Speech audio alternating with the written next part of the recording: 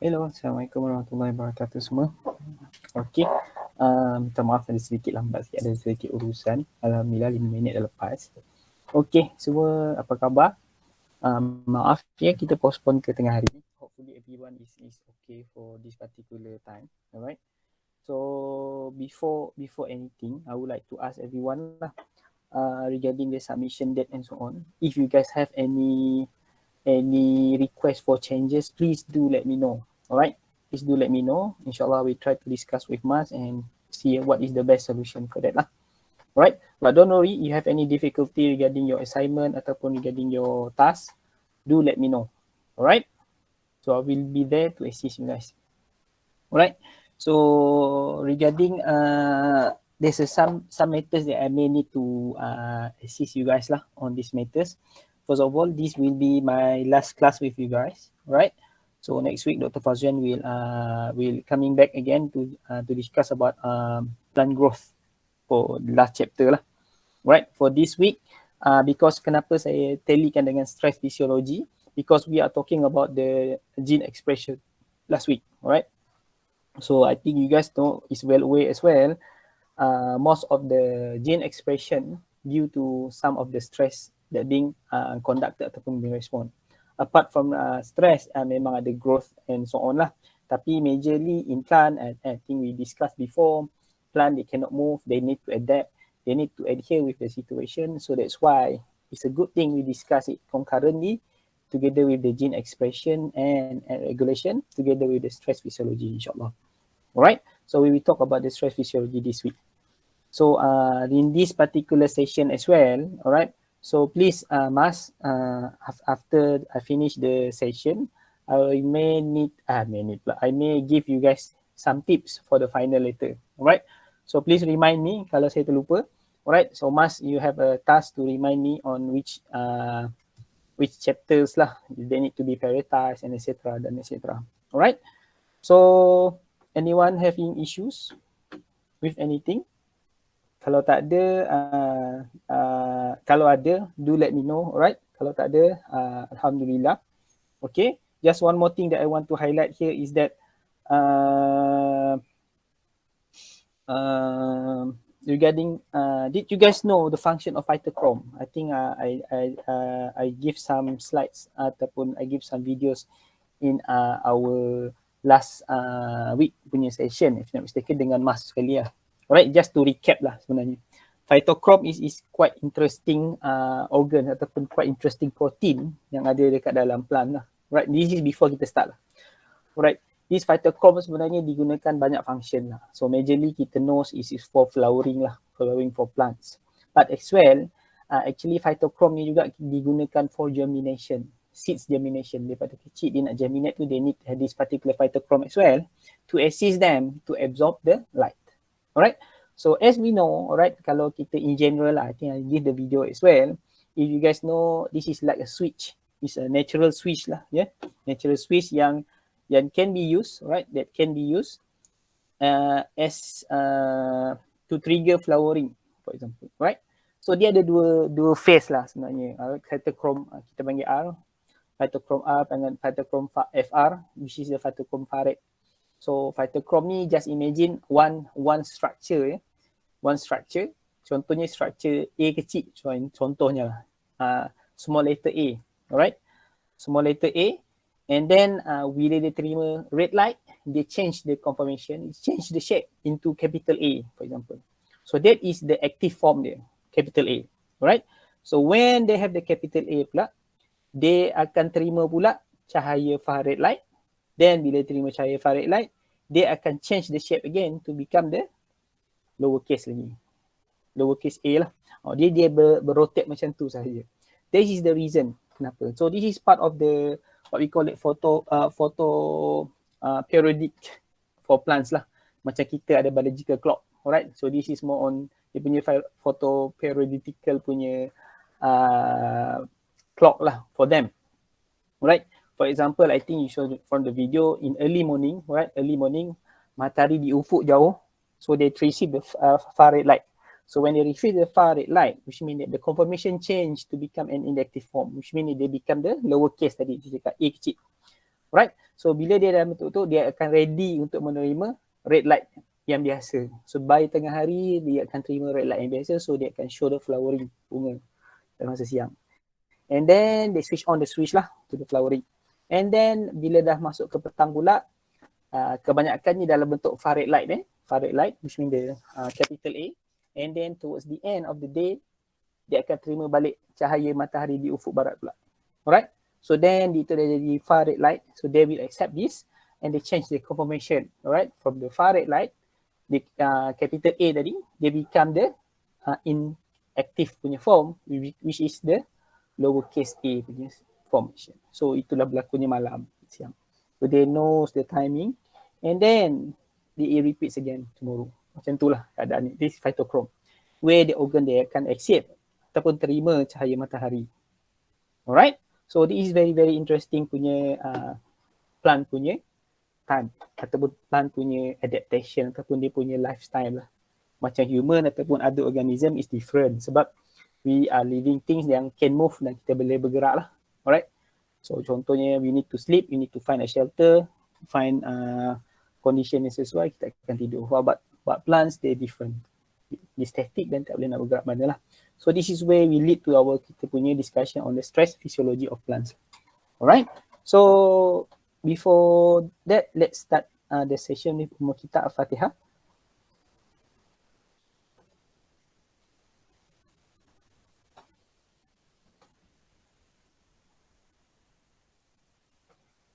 Alright, so for today,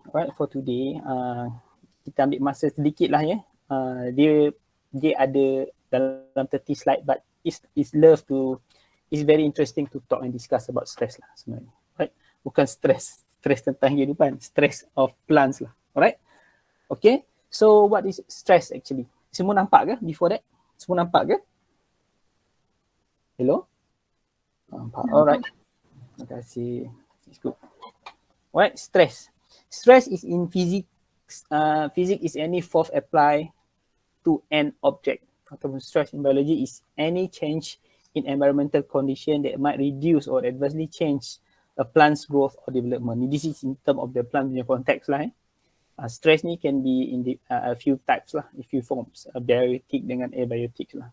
Alright, biotic ni sometimes we can control them through whatever means that we have lah.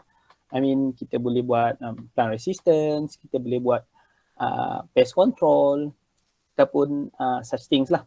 Tapi kalau abiotic ni, with the things that involve with environment, we need to adhere, we need to adapt. Unless kita pindah dan tukar tempat lah of that particular plants. So the stress can be triggered by such as freezing, chilling, heating, drought, ataupun flood. I mean, recently happened. And then saltiness, which means the osmotic ion is different. Pest, air pollution lah, pest yang kita cakap tadi lah. So it can be controlled throughout the different means ataupun different methods. But such of abiotic stress, this is where the plant need to adapt, alright, with the condition and situation, alright.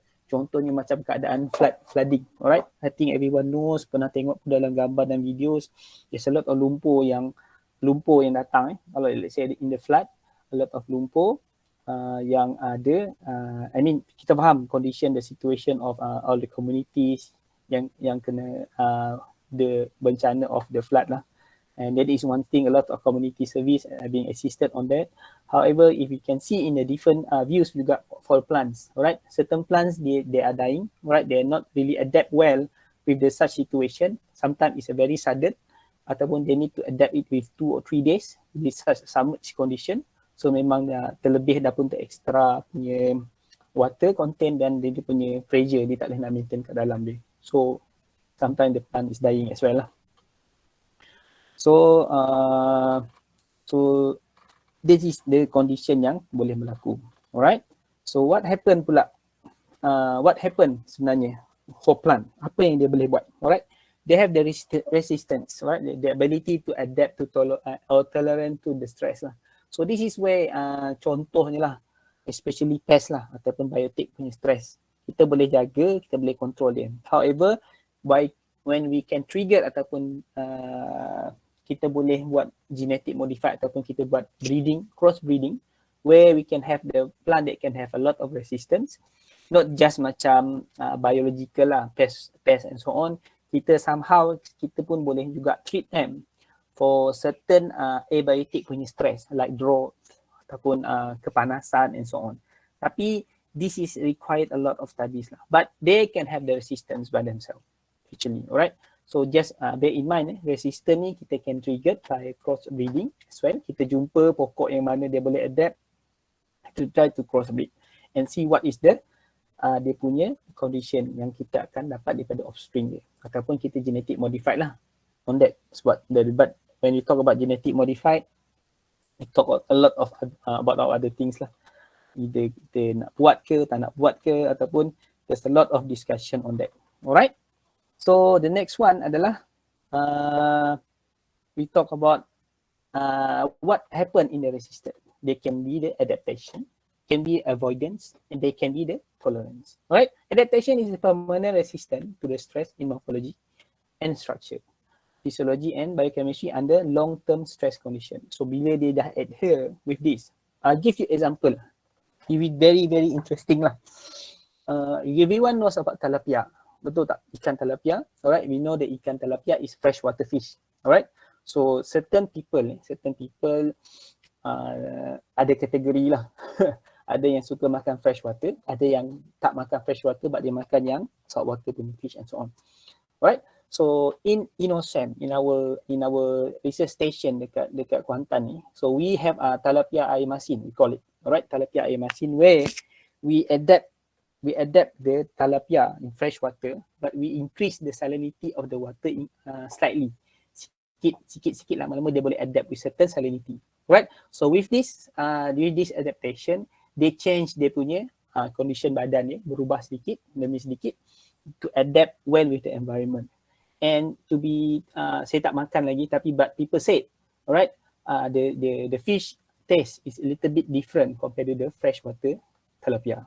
So this is where condition sama juga dengan plant lah. So kita tak boleh increase drastically dia punya condition in term of stress. But we can try to let them to adapt slowly with the condition yang kita pause. Just give you example macam flood hari tu. Mungkin certain plants dia tak boleh nak adapt well with the condition. So that's why dia maybe akan shock ataupun they are fail to survive ataupun adapt under the stress condition. Alright, but for prolongation of stress, alright, so they somehow will adapt with the situation. Contohnya dah rembeskan hormon tu dah ada sekeliling, and then they produce the protein that can make them adapt with that particular condition. But how about avoidance? It's a manner to avoid facing the stress using neither metabolic process nor energy lah. This is very short life cycle in the desert, for example, dormancy during the cool, hot and drought condition. Alright, so they try to avoid with the stress condition. Alright, so they can try to change the metabolic condition. For example, I give you simple lah, tapi dia bukan adaptation, but that is where the plant in the particular areas grow actually. I think everyone knows the CAM plant lah, the Citrulline acid metabolism.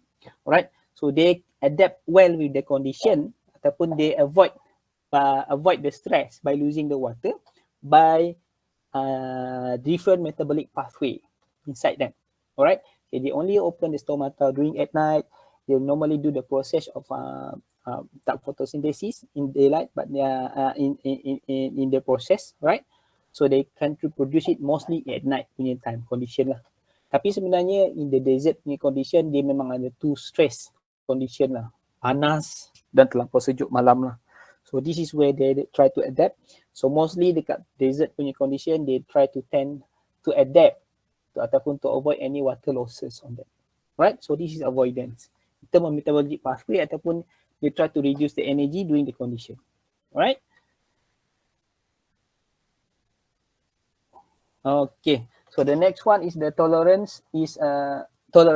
Right? Tolerance is the resistant reaction to reduce or repair injury with morphology, structure, physiology, and biochemistry or molecular biology when plant counters with stress. Alright? They try to tolerate. Dia different dengan adapt. Adapt dia terus berubah. Alright? Tolerance ni maybe a pre-adaptation. They try to tolerate with the condition. Alright? So tolerance ni what we can say about tolerance is that it's not a short period of time. Right? It's not a short period of time. They are pre-adapting with the situation. Right? So there is not totally change like the adaptation. Tapi there will tolerance. For example lah, I give you example macam flood macam flood. If the flood happen, right, slowly, so they try to tolerate with condition, but tiba-tiba dah tak flood, and then flood lagi sekali. If that is, might be they will try to adapt, change a little bit of metabolic punya condition dekat dalam badan, in term of their biochemistry dan in term of molecular biology punya expression lah. Right? So, and then maybe prolongation of that particular situation, they will adapt. Right? They will adapt. But for avoidance ni memang dia terus berubah 100%. Cepat-cepat berubah dan dia terus avoid with any stress condition. Alright? So this is where this resistant punya condition. Alright? They try to resist. Alright? So stress is an external condition that adversely affect the growth, development and productivity lah. I think we talked about this last week, alteration of gene expression, how gene being expressed towards certain condition, how the response ataupun how the signal that can be transduced from the receptors to the plant to try to adapt ataupun try to release certain gene expression ataupun protein for to make them adapt with the condition. Alright, so this is where indirectly change their cellular metabolism and as well as the growth rate and crop yield. Crop yield ni in different situation lah. Kita kena tengok keadaan macam mana sebab crop yield ni depends dengan condition of the stress yang dialami dan yang being present, for example. Alright, so just for example in the 4 seasons country, alright, so dia punya crop yield ni mungkin berbeza according to the season. Alright, I mean nak kata stress tak stress jugalah, cuma they adapt well with the environmental factors, kita panggil the abiotic lah, environmental factors. So where they will try to adapt ataupun tolerate with the condition yang dihadapi. Alright, type of stress macam kita cakap tadi lah, biotic, but the organism abiotic ni for the environmental stress, kita boleh tahulah in general. Alright, biotic dan abiotic stress can reduce average of plant productivity by 65 to 87%. Alright, so depending on the crop lah yang kita ada. Tapi just want to highlight here lah, alright, to highlight here. Most of research center, doesn't matter dekat Malaysia ke Mardi, RIKEN ke dekat Japan, CSIRO dekat Australia and so on, most of them if they go for agriculture ataupun in term of planting, so these are the aspect yang dia akan consider, alright, dia akan consider to make ataupun try to make a plant to become a little bit superior, alright, superior, so where they can adapt well with a certain condition for abiotic stress, right? Ramai, I think everyone knows, ramai yang tengah nak cari genes that can have the drought tolerance, right? Boleh withstand ke dalam keadaan yang sangat panas, tak perlu air and so on, right? Ramai juga yang try to undergo studies on osmotic pressures, which is where the flood is there, right? Terlebih air, macam mana dia nak adapt well, because osmotic pressure ni main peranan penting, contoh dalam keadaan yang banyak air, ataupun different molarity due to the saltiness of the situation, of the environment. So this is where osmolarity plays important roles, right? So they need to keep the water intact in the plant themselves, so supaya dia boleh, water can go flows to osmotic gradients, right? So this is among the things atau orang akan ambil kira lah on the study when they do the research, right? When they do the research, this is among the thing yang dia boleh menjadi key features on dia punya study lah, ataupun study yang kita akan try to overcome, macam tu, right? So I just want to share macam my master dengan my PhD study. Master study is more on a pest, alright? Pest, root knot nematodes, on how they adapt well with how they can infect the plant. Kita nak tahu mechanism dia macam mana, alright?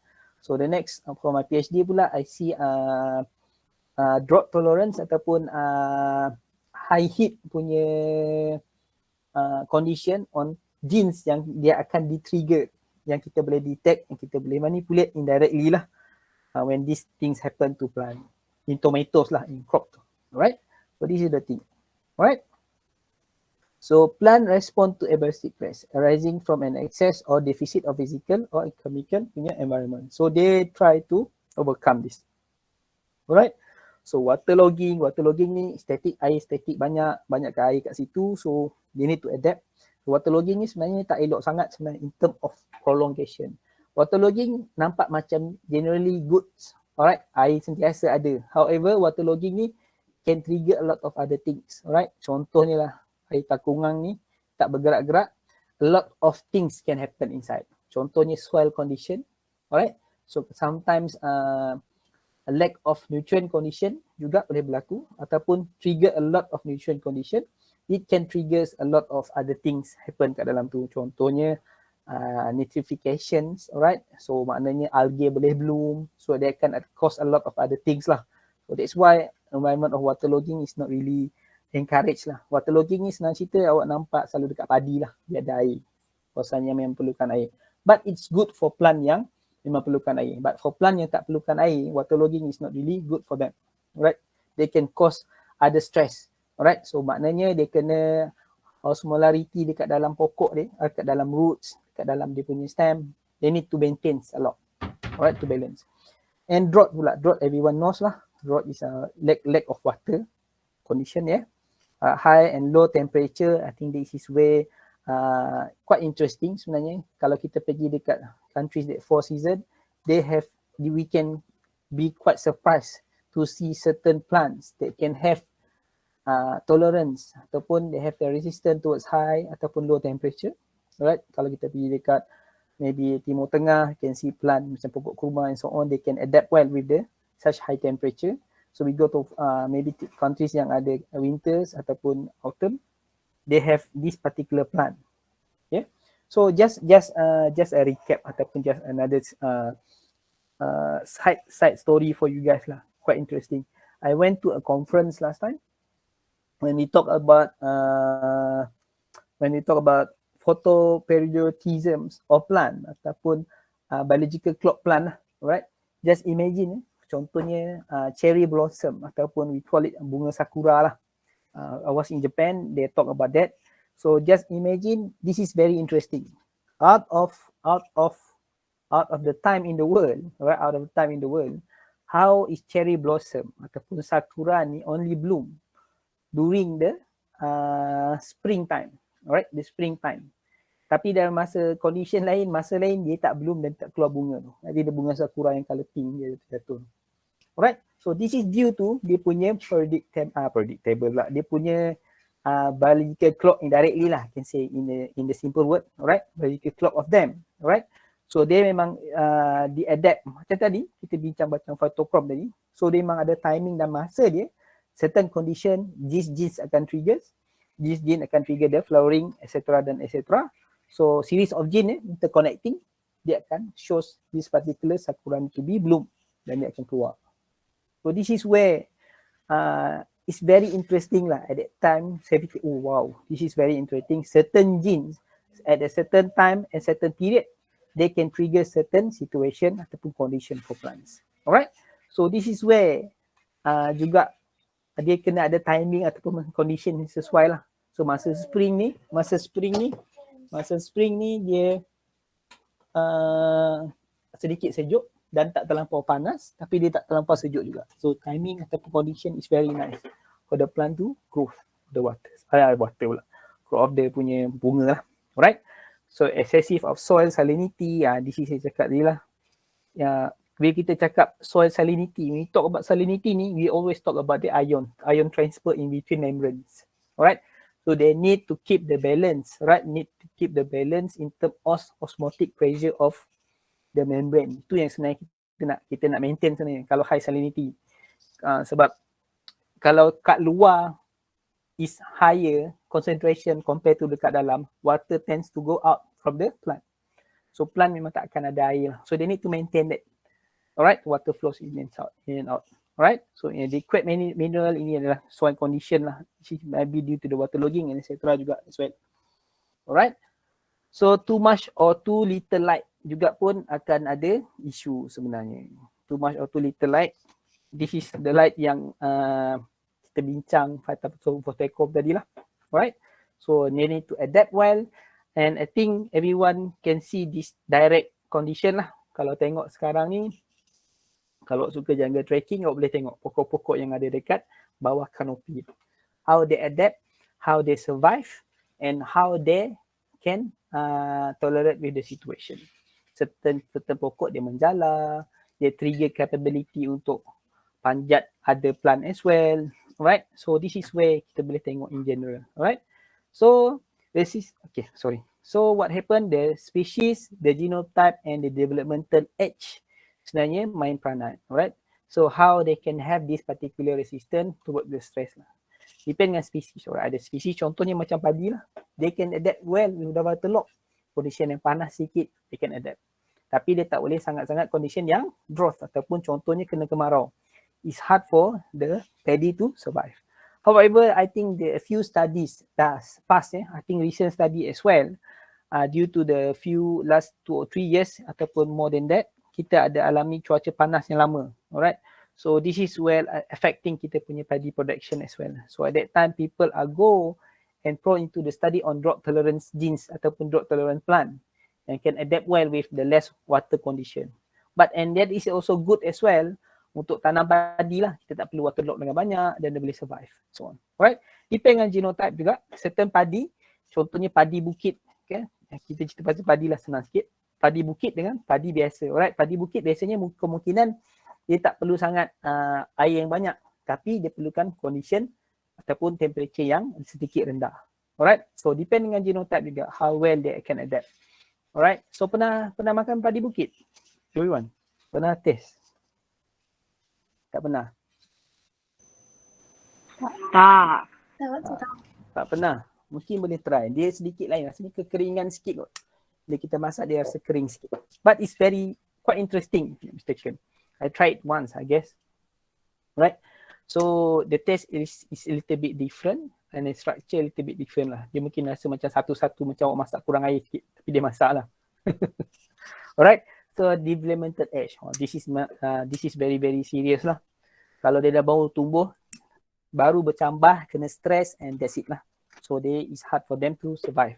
Tapi they can tolerate. For example, they can tolerate. For example, waktu dia nak membesar ni, certain developmental age, tiba-tiba flood. Tapi flood tu tak terlampau terus mengejut, tapi sedikit.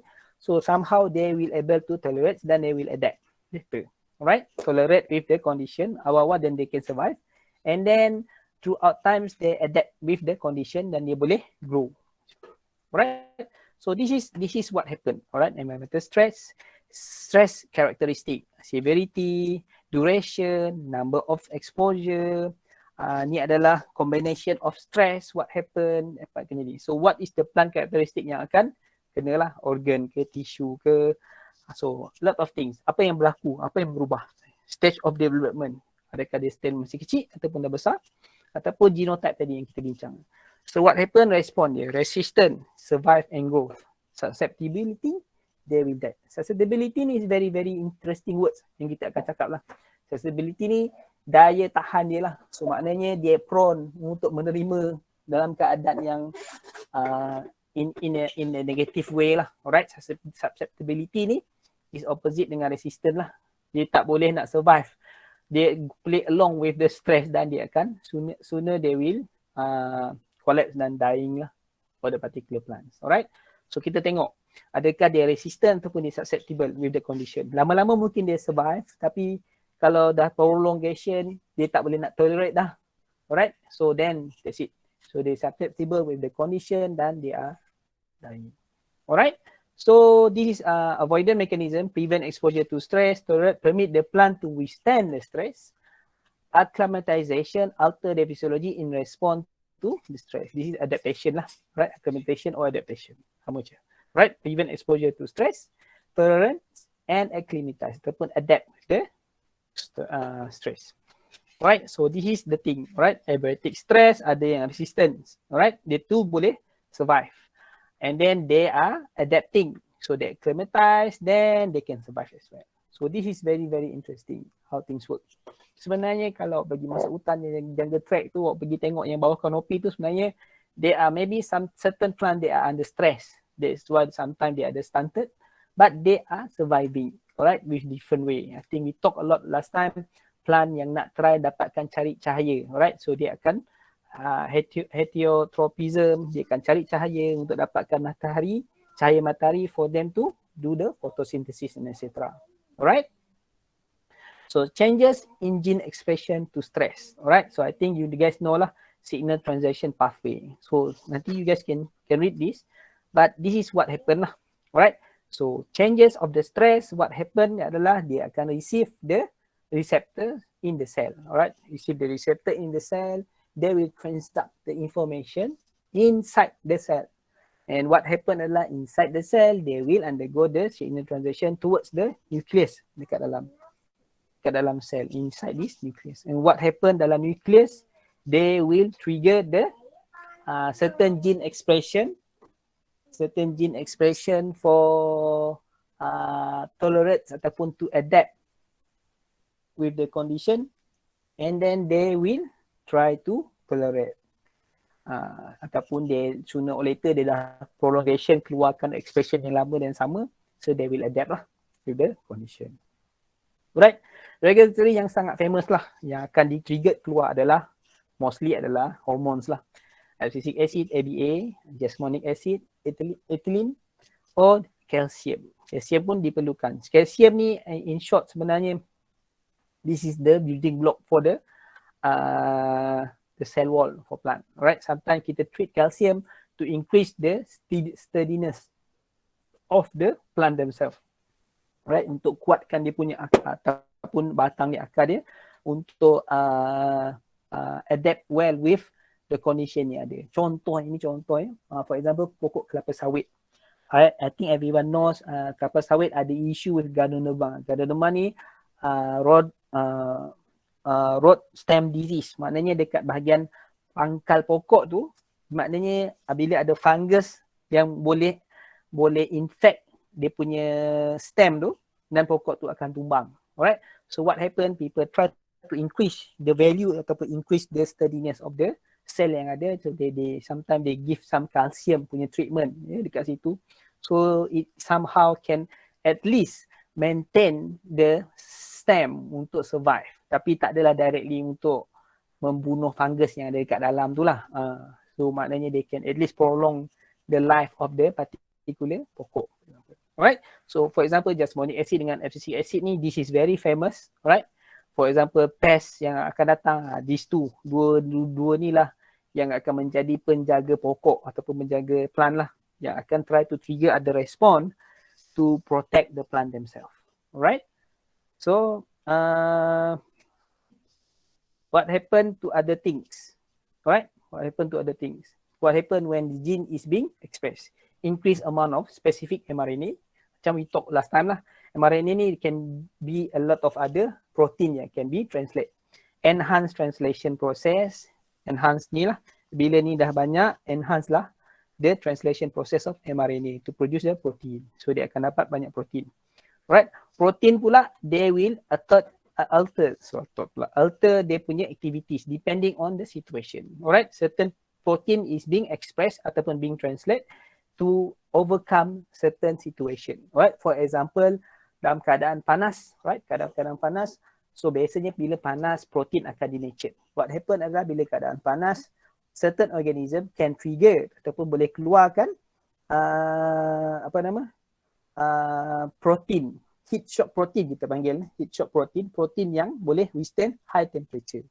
Alright, so this is what happen, dia akan producekan this particular protein, and then this protein somehow can also assist in term of the adapting with the high temperature punya condition. So dia boleh grow ataupun dia boleh adapt dalam keadaan yang panas, tapi dia tak boleh sentiasa di-release lah. Alright, so dia ada limitation. Alright, combination of above and all. This is what happened.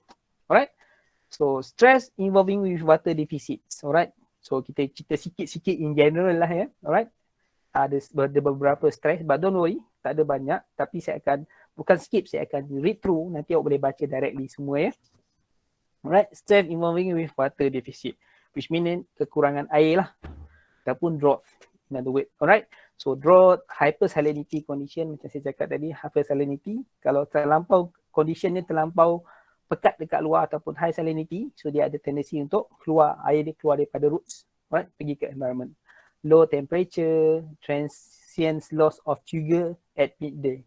Alright, transient loss ni adalah, loss of sugar ni, alright, dia is, macam mana cakap plants, alright, plants dia ada cell wall. Cell wall ni dia plant ada cell wall, alright. Cell wall ni they need to have always being trigger. Trigger ni sentiasa segar, kita panggil. Segar ni sentiasa dalam keadaan yang segar, alright. Dia kena sentiasa ada air dalam badannya supaya dia dalam keadaan yang stabil, alright. So bila air dah kurang, alright, bila air dah kurang, the probability of stem tu akan jadi semakin lemah, alright, dia tak boleh nak withstand. So this is where among things yang akan berlaku, alright. Daun akan mengecik, dia akan melembik, dia tak segar lah, alright. So saya pernah berlaku dekat saya, not actually perkara yang saya nak lah, tapi I somehow tengok the condition and quite interesting things happen lah. Saya pernah tanam pokok tomato dalam incubator, alright. So saya nak for my research study lah. So plant ni they need to be watered every day, pagi dan petang, ataupun midday tengah hari sikit kita bagi, dan petang kita bagi air for them to absorb it, to make the stem sentiasa segar lah, trigger, alright. So what happened adalah over the weekend saya terlupa nak letak air banyak sikit. Biasanya saya malas nak datang weekend. So lepas kes tu saya sentiasa menjadi belajar yang rajin untuk datang ke lab, alright. So biasanya kadang-kadang saya siram air banyak sikit hari Jumaat. Tapi on that one particular Jumaat saya terlupa nak letak air banyak, ataupun saya lupa letak air, if not mistaken. Dan hari Isnin saya tengok bunga pokok saya dah layu lah. Alright, saya dah risau. This is my study ataupun research and so on. So what happened, I try to feed them with more water lah on the day. Pagi saya letak air banyak, and towards the end petang tu, Alhamdulillah, pokok tu segar kembali. So nak kata dia tolerate sedikit lah with the condition yang tak ada air tu, right? They survive a little bit, right? So this is where I can see the plant need a lot of water to remain trigger, right? Tapi dia tak boleh terlampau excessive water, because excessive water they can trigger of a lot of other things, alright?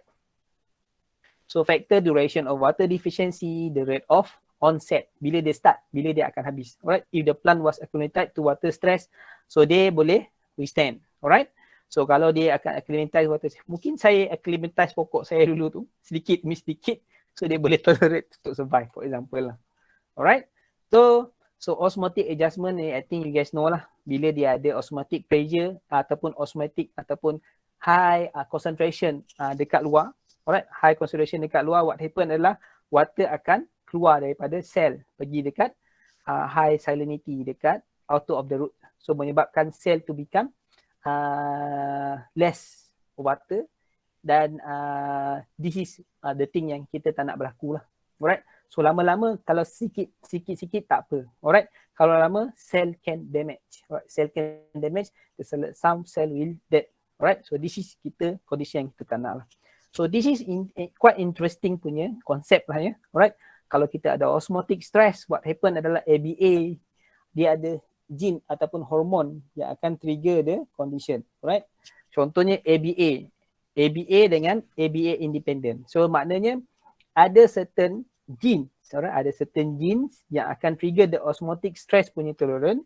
Dia perlukan ABA. ABA ni abscisic acid lah, contact with the hormone. Dia perlukan hormon ni untuk trigger, alright. Hormon ni akan trigger BZIP transcription factor, ataupun dia akan trigger protein synthesis of myolysin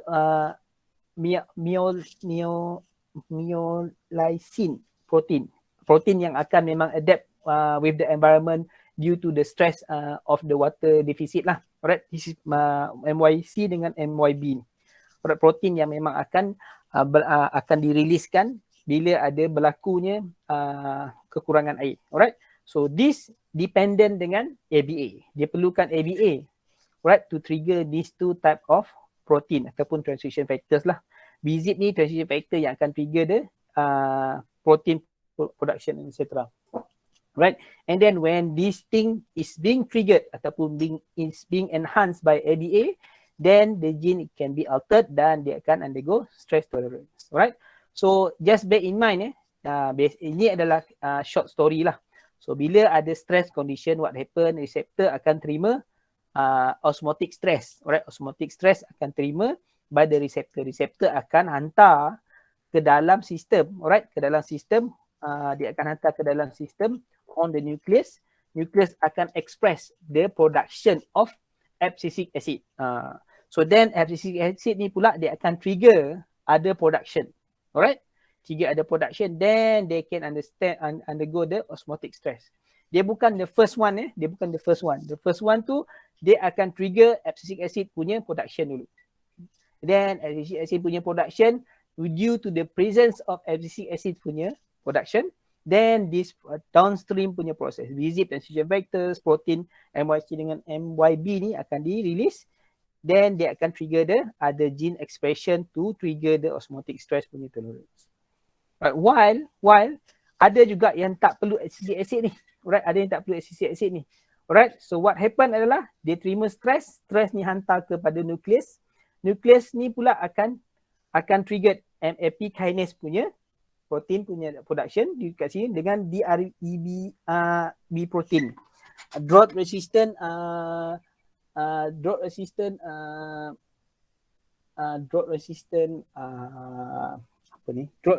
environmental drought resistant protein. Can't remember. I will let you guys know. Tapi DREB ni memang drought resistant punya protein. Alright, drought resistant punya protein yang akan di-triggered, alright, by the osmotic stress punya response regulator, alright. Dan this protein ni, both of this protein, dia akan trigger the certain gene expression to go for the osmotic stress as well. Alright, so just imagine, so due to the severity of the osmotic stress, dia boleh buat two pathway untuk assist the plant to alter ataupun to assist the plant to adapt well with the osmotic punya stress. Alright, so this is the non-dependent dengan ABA dengan non-dependent of ABA lah, independent of ABA. Alright, this is quite interesting for me, right? So dia akan adjust, what happen adalah dia akan try to balance the osmotic pressure inside. Alright, so you guys can read them through later. I just highlight certain matters atau certain things, right, in the presence. Right, so next we go for the heat stress pula. Heat stress ni macam saya cakap tadi lah, kalau dah drought, alright, dia dah kekurangan air due to the kadang-kadang air tak ada, tapi kadang-kadang due to the heat, kepanasan yang melampau, alright, menyebabkan air evaporate dengan cepat. Alright, so it's hard for the plant to adapt as well.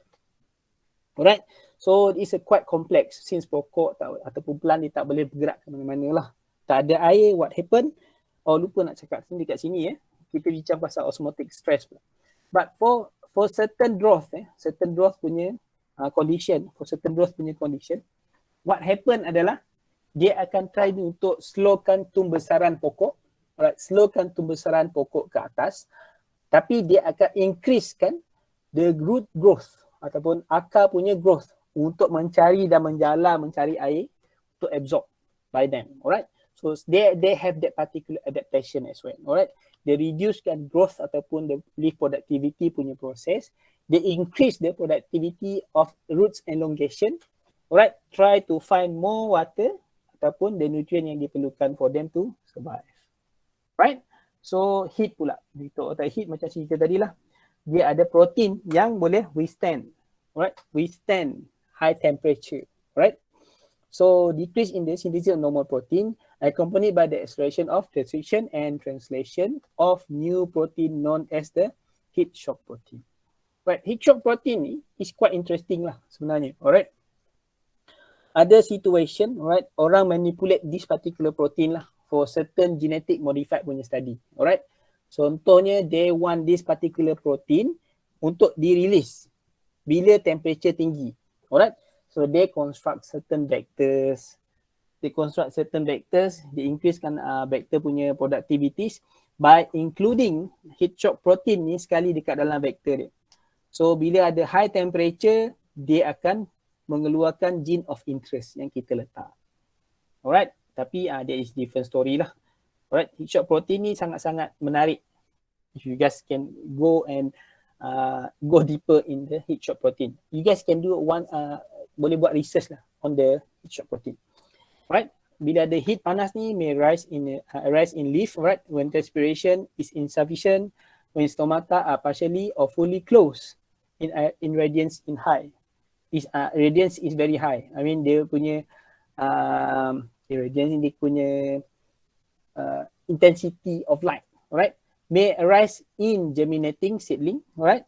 So bila seedling punya germinate ni memang ada temperature sikit lah yang high, increase, alright? They need the energy, alright, to break the germination, so they can produce they can overgrowth atau keluarkan the leaf, alright?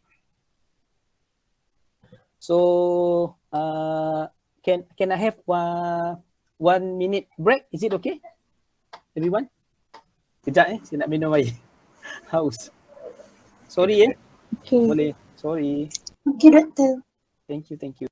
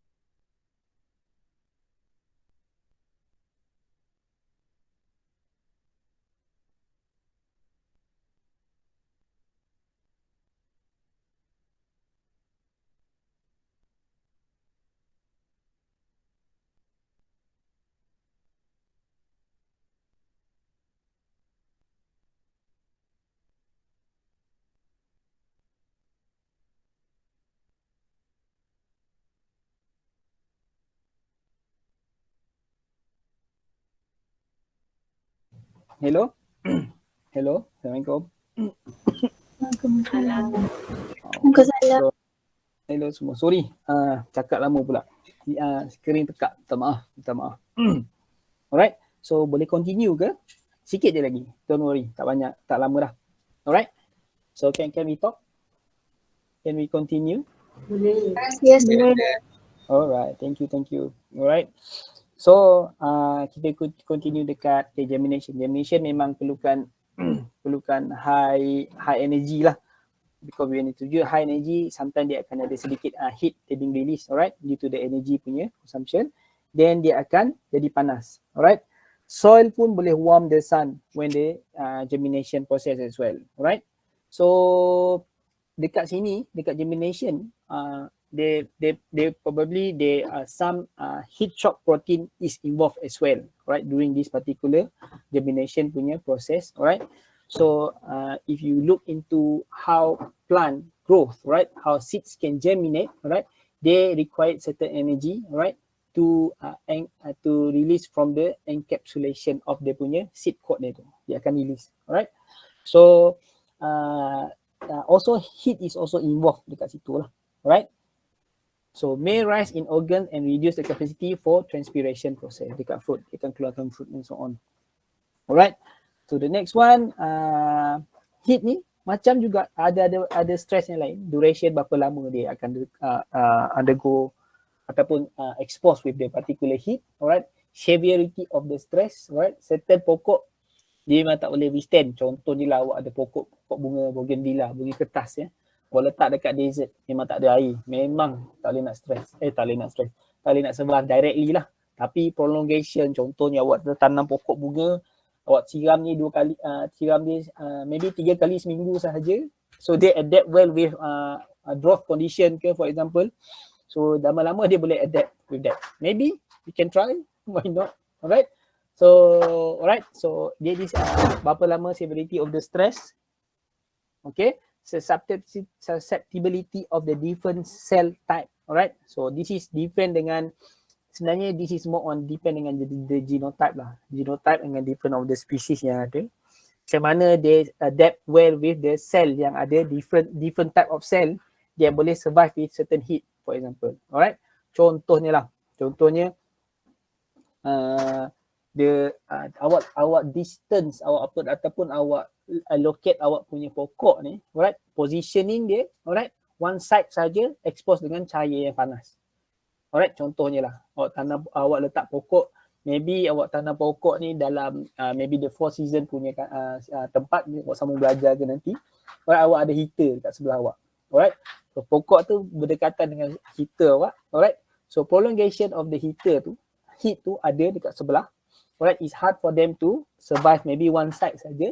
The other side is can survive. The other side is hard for them to survive. Maybe awak tanam awak letak pokok kat sebelah tempat awak masak kat dapur pun boleh juga jadi juga. Ataupun awak letak pokok, maybe awak letak pokok hiasan lah yang kita letak dalam pokok duit-duit, pokok letak dalam air saja. Awak letak kat sebelah tempat awak masak nasi ke and so on. That can also might be one of the stress. Ni contoh saja. Alright, kita nak tahu, kita nak explain about the different cell type yang can adapt. Right?